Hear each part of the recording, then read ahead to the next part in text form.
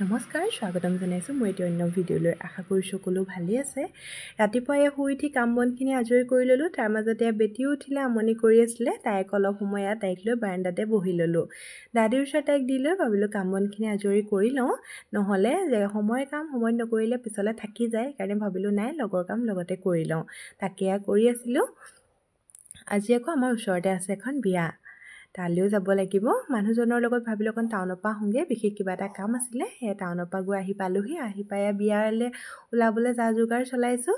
বিয়ালৈ ৰেডি হ'লোঁ। আচলতে বিয়াখন আছে আমাৰ ঘৰৰ ওচৰতে, ছোৱালীৰ বিয়া হয়। তাকে ভাবিলোঁ আপোনালোককো দেখুৱাম, ভিডিঅ'ত যিমান দূৰলৈকে সম্ভৱ হয় আপোনালোকক দেখুৱাবলৈ চেষ্টা কৰিম বিয়াৰ দৃশ্যখিনি। এয়া মোৰ ছোৱালী ওলাই ৰেডি হ'ল, তাইকো লগতে তাই লাগি থাকে।